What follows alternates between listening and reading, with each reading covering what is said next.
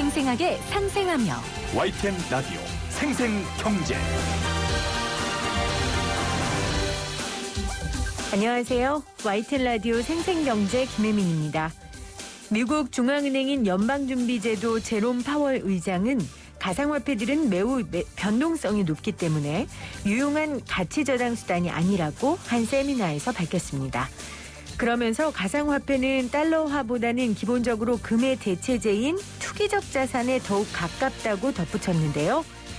반면 중국 가상화폐 거래소 BTCC의 공동 창립자인 바비리는 역사적인 흐름을 봤을 때 비트코인 가격은 30만 달러까지 치솟을 것이라고 말했습니다. 꼭 창과 방패의 싸움 같네요. 가상화폐 투자자들의 창이 보수적인 입장의 정부의 방패를 어디까지 뚫을 수 있을지, 또 가상화폐를 막는 정부의 방패가 창을 어디까지 막을 수 있을지 지켜보겠습니다. 2021년 3월 23일 YTN 라디오 생생경제 지금 시작합니다.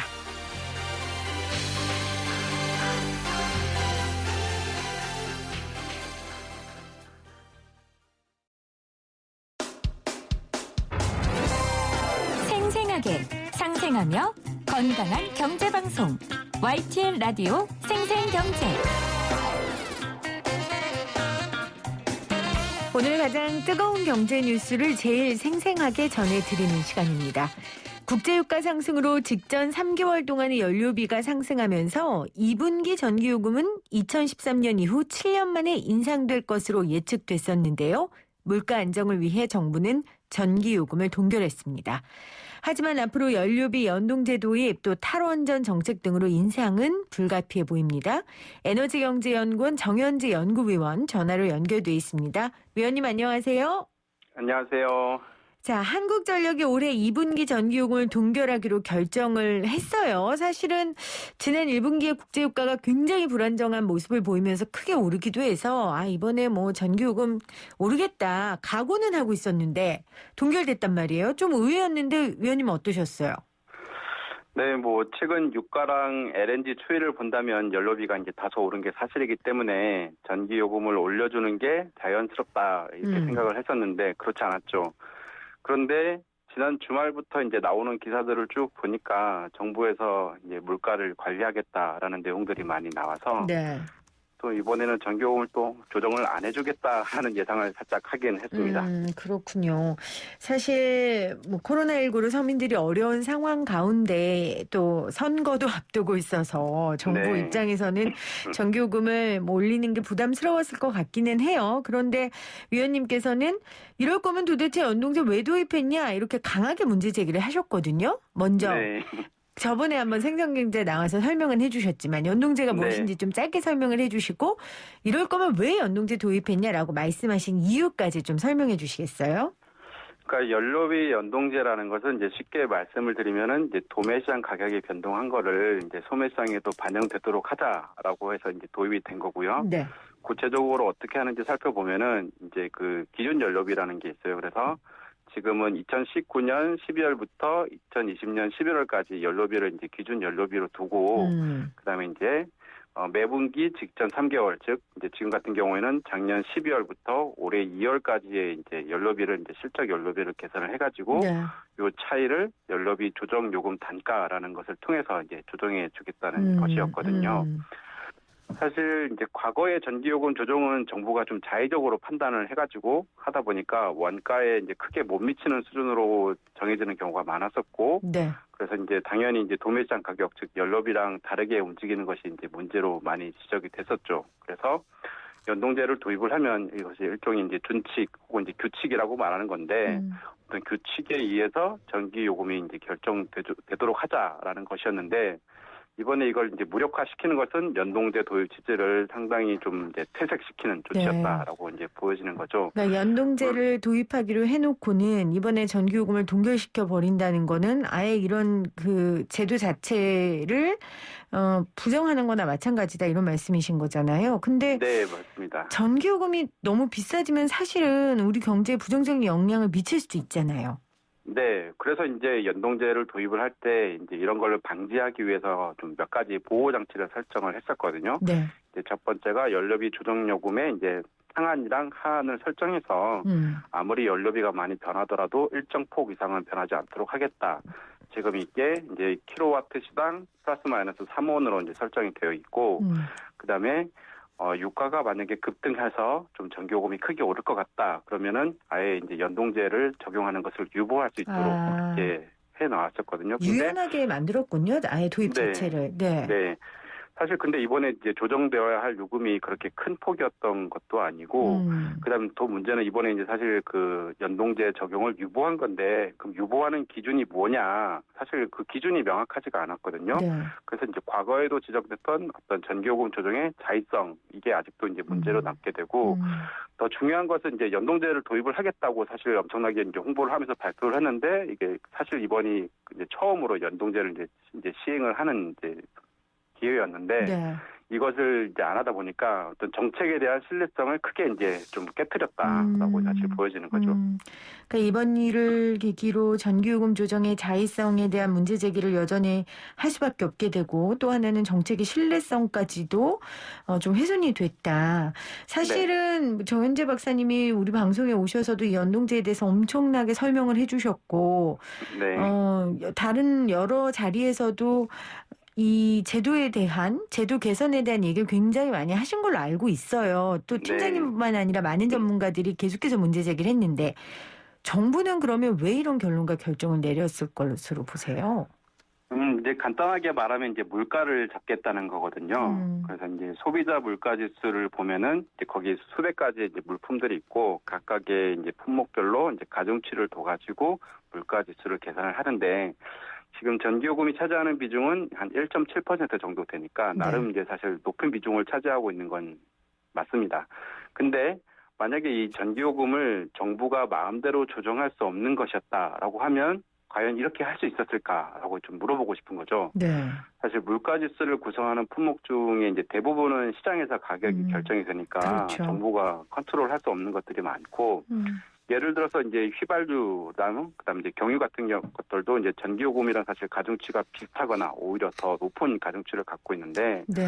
사실 정부가 뭐 물가를 잡겠다고 휘발유랑 경유 가격을 마음대로 조정하는 건 사실 불가능하거든요. 기껏해야 거기에 붙는 세금 정도를 좀 어떻게 조정을 할 수밖에 없는데, 결국 이거는 이제 전기요금 결정 체계에 정부가 너무 많이 개입하고 있다. 이게 제일 큰 문제점이라고 보고 있습니다. 그러니까 우리가 금리도 오르면 사실 개인 대출자로서는 부담스럽고 싫은데, 또 금리가 너무 낮으면 그게 전체적인 경제에 돌아가는 데 있어서 또 문제가 될 수 있는 것처럼 전기요금도 좀 적절한 선이 좀 필요한 것 같아요. 말씀을 들어보니까. 네, 맞습니다. 그런데 지금 박사님께서 전기요금 결정체계에 정부가 너무 많이 개입하고 있다고 생각한다 하셨는데, 그게 왜 나빠? 그러면 안 돼? 이렇게 생각하시는 분께 뭐라고 얘기해 주시겠어요? 사실 이제 이게 뭐 이게 전기가 이제 우리가 이제 필수적인 생활을 하는데 필요한 재화인 거는 분명한데, 네. 중요한 거는 이 전기를 만들어서 판매하는 회사 한전도 사실은 주식회사거든요. 국가기관이 아니다. 네. 그래서 만약에 이거를 정부가 세금으로 운영하는 이제 회사였다, 그러면 사실 이렇게까지 비판을 할 수는 없겠지만은, 주식회사라면은 사실 좀 이제 이번에 이제 전기요금 동결을 해가지고 제일 큰 피해를 이제 본 사람이 누구냐라고 하면은 저는 이제 한전의 주주분들이라고 이제 말씀을 드리고 싶거든요. 주가가 좀 많이 하락했죠? 네. 그러니까 결국 이렇게 이제 주식회사에서 만드는 상품의 가격을 정부가 임의대로 이렇게 조정을 하게 되면은 장기적으로 봤을 때는 이제 한전에 투자하려고 하는 사람이 이제 없어지겠죠. 그리고 이렇게 되면 사실 앞으로 우리가 이제 그린 뉴딜이라든가 탄소 중립 때문에 전력 산업에 이제 투자해야 할 비용이 사실 어마어마하게 많이 있는데, 네. 이제 그런 이제 그 자본들을 또 어떻게 이제 마련할 것인가. 그렇게 장기적으로 봤을 때는 우리의 이제 전력의 공급 안정성을 이제 저해하는 거다라고 이제 보는 거죠. 만약 지금 이런 식으로 계속 할 거라면 저는 만약 극단적으로 말씀드리자면은 이제 주식시장에 지금 상장되는 한전은 지금 상장 철폐를 하고, 네. 정부가 모든 이제 주식을 다 이제 매입을 해가지고 그렇게 하면 뭐 이렇게까지 비판을 뭐 못하겠죠, 사실은. 근데 지금 그런 상황이 아닌데, 정부가 이렇게 마음대로 그렇게 하는 게 과연 타당한 것인가라고 좀 비판을 제기하고 싶습니다. 실제 이번 전기요금 동결 한국전력 주가 하락이 있었고요. 그래서 네. 거기에 대한 계산도 좀 있더라고요. 그러니까 전기요금 동결된 어제 발표됐잖아요. 4.8% 빠졌으니까 그래도 좀 꽤 빠진 겁니다. 네. 그래서 박사님 말씀은 주식회사인데 주식회사에서 만드는 전기에 관한 가격을 정부가 이렇게 너무 개입하다 보면 경제성을 잃게 될 것이고 그렇게 되면은 이제 국민 생활에 꼭 필요한 전기를 생산하는 일 자체가 어려워질 수도 있으니 장기적으로는 네. 정부가 너무 많이 개입해서는 안 된다. 시장 원리에 네. 어느 정도는 맞춰줘야 된다. 그 말씀이신 거예요. 네, 맞습니다. 알겠습니다. 자, 그러면 전기 원료가 되는 이른바 이 원가가 얼마나 올랐고 그 오른 원가를 기준한다면 이번에 2분기 전기요금은 얼마가 올랐어야 적당한 수준이라고 보세요? 이게 뭐 제 견해를 뭐 말씀드릴 필요도 없는 게 어제 이미 한전에서 이제 발표를 했거든요. 네. 그래서 이제 2분기 연료비 조정 단가 선정 내역을 한전 홈페이지에 게시를 했는데 그 내용을 보면은 아까 이제 기준 연료비랑 실적 연료비 이제 차이를 가지고 조정을 한다고 말씀을 드렸는데 2분기에 적용할 연료비 조정 단가를 실제로 계산해 보니 이제 마이너스 0.2원이다. 그러니까 이 말은 기준 연료비 대비 이제 0.2원 정도 떨어뜨려야 되는데 네. 근데 사실 지난 1분기에 이미 이제 3원을 인하했었거든요. 그래서 차이만큼인 2.8원을 이번에 다시 이제 올려야 된다는 뜻이거든요. 그래서 이게 그러면 실제로 어느 정도 수준이냐 이제 따져보면은 지금 보통 도시에서 이제 4인 가구 평균 전력 소비량을 우리가 350kWh라고 이야기를 하는데 이 가구들이 이제 지금 내는 전기요금이 47,500원이더라고요. 지금 네. 부가가치세랑 전력산업 기반기금을 제외하고 순수하게 전기요금으로 내는 게 47,500원인데 만약에 이제 연료비 조정을 실제로 해서 한전에서 계산한 것처럼 2.8원을 만약에 이제 4월부터 올린다라고 했으면은 980원을 이제 추가로 내야 되는 거죠, 사실은. 근데 사실 이게 물론 이제 돈을 조금이라도 더 내는 건 누구나 다 싫어하겠지만은 47,500원 내는 거에서 980원 내는 게 사실 이게 글쎄요 이제 보는 사람들의 시각에 따라 다르겠지만은 그렇게 큰 가격은 아니네요. 그렇게 네, 큰 인상 금액은 아니에요. 제가 네. 봐도 제가 4인 네. 가구인데. 근데 문제는 요걸로 인해서 발생하는 손해가 어느 정도냐면은 네. 지금 이제 작년에 한전이 2분기 때 전력 판매를 했던 거를 가지고 대략 계산해 보면은 한 3,320억 원 정도 되거든요. 그거를 한전이 추가 손실을 떠안아야 되는 구조인 거죠, 지금? 네, 맞습니다. 이제 그렇게 되는 상황이어서 이게 좀 바람직한 것인가 계속 좀 의문을 갖게 될 수밖에 없는 상황이죠. 네. 근데 또 일각에서는 한전이 실적이 좋아서 전기요금 인하 여력가 아직 있다. 뭐 이런 얘기를 하는 사람들도 있어요.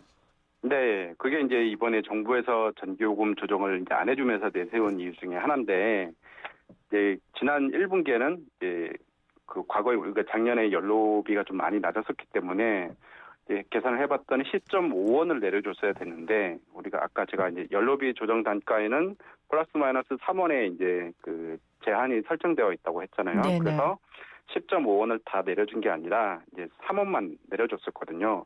그래서 그때 안 내려준 이제 좀 이 조정분이 좀 많이 있으니까 그걸 이용해서 이번에 좀 한전에 좀 떠안아라 약간 이런 취지였는데 이게 정확히 연료비 조정요금 이제 그 도입 취지에 맞지 않는 거죠. 그러네요. 왜 그러냐 하면은 이제 과거에 연료비 연동제 도입하기 전에 이제 상황을 보면은 이제 연료비가 올라서 전기요금을 좀 이제 올려줘야 되는 그런 상황이 됐을 때는 물가 상승 우려가 있으니까 일단 전기요금을 동결하자라고 했었고 그 뒤에 또 연료비가 하락하면은 과거에 우리가 요금을 올려줬어야 됐을 때 안 올렸으니까는 이번에 또 안 내리자 그렇게 했었고 또 다시 연료비가 올라가면은 그때 전기요금을 내렸어야 되는데 안 내려갖고 한전이 좀 흑자가 많이 났으니까 그걸 이용해서 또 이제 좀 소비자들한테 혜택을 주자 이런 식으로 하다 보니까 전기요금이 이제 탄력적으로 변하지 못하고 경직적으로 연료비와 무관하게 이렇게 결정이 됐었거든요. 네네. 그러니까 쉽게 말하면 도매시장 가격이 소매시장 가격에 반영되지 못하는 이런 문제가 발생했고 이런 경직적인 요금 체계가 바람직하지 못하다라는 비판이 많이 있어가지고 연료비 조정 요금제를 도입한 건데 지금 이번에 내세운 논리가 정확하게 과거에 했던 그런 어떤 행동들을 똑같이 반복한 거죠. 그래서 근데 계속해서 박사님 지적하시는 것처럼 자의적으로 하지 말고 네. 기준을 만들자. 그게 그 연동제라는 말씀이신 거잖아요. 네, 맞습니다.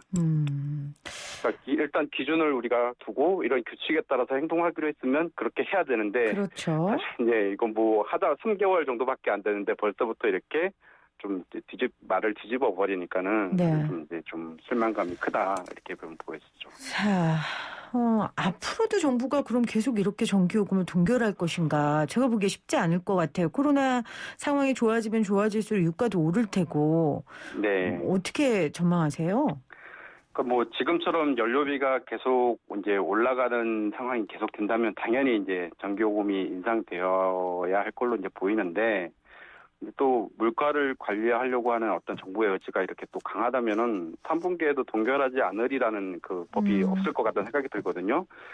특히 이제 지난 1분기에 이제 실적 연료비 10.5원을 내려줬어야 되는데 우리가 3원밖에 안 내려줘서 좀 남는 부분이 많이 있지 않느냐 그 논리를 가지고 이번에 이제 전기요금을 동결했는데 그 논리를 똑같이 3분기에도 적용할 수 있을 것 같다는 생각이 들거든요. 네네.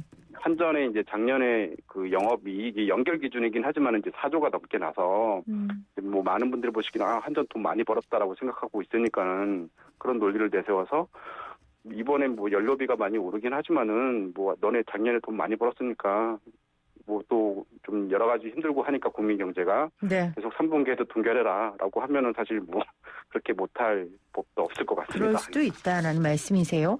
근데 네. 지금 요금제 개편은 연료비 연동제라는 큰 흐름은 잡힌 거고, 근데 결국은 뭐 전기요금 결정 과정에 정부에서 한전에 이렇게 압력이라고 하긴 좀 그렇지만 방침을 주는 이 시스템 자체가 좀 문제라고 지적하시는 것 같아요. 네, 뭐 그 시점 자체도 사실 문제고 이렇게 하는 게 과거와 전혀 달라지지 않은 모습을 계속해서 보여주고 있고 네네. 12월에 그 전기요금 개편하면서 보도 자료에는 이제 드디어 우리나라 이제 원가 연계형 전기요금 체계로 개편됐다라고 했는데 이건 뭐 이렇게 지금 하는 상황이니까 사실 그때 이제 12월에 요금제 개편이 됐을 때 많은 전문가들의 이제 반응이 두 가지로 요약을 할 수가 있거든요. 첫 번째는 그동안 오랜 수건이었던 어떤 전력 산업계에서 가장 큰 숙제로 여겨졌던 연료비 연동제가 이제 도입이 됐구나. 그래서 환영한다라는 반응이 있었고 두 번째는 뭐냐면은 그때 이제 정부가 요금 조정을 유보할 수 있는 이제 유보 조항을 설정을 했다고 했잖아요. 네네. 근데 이게 또 정부가 남용하지 않을까 우려스럽다라고 했었는데 이게 3개월 만에 했는데 바로 현실이 된 거죠. 그래서 이제 저는 제가 봤을 때는 이제 결국은 이제 요금제를 어떻게 개편하느냐 이거는 이제 더 이상 의미가 없어진 것 같고요. 왜냐하면은 연동제가 필요하다고 해서 연동제를 도입을 해봤더니 또 이렇게 이제 전기요금을 동결해버리고 하다 보니까 이제 요금제를 어떻게 개편하느냐가 중요한 게 아니고 이제는 전기요금 조정 과정을 좀 어떻게 체계적으로 알겠습니다. 또 우리가 이제 규제 체계라는 걸 말하는데 그런 독립성 확보가 좀 시급하지 않나 이렇게 생각을 합니다. 알겠습니다. 자, 오늘 2분기 전기요금 동결에 대한 여러 가지 분석과 의미 에너지경제연구원 정현재 연구위원과 짚어봤습니다. 위원님 고맙습니다. 네, 감사합니다.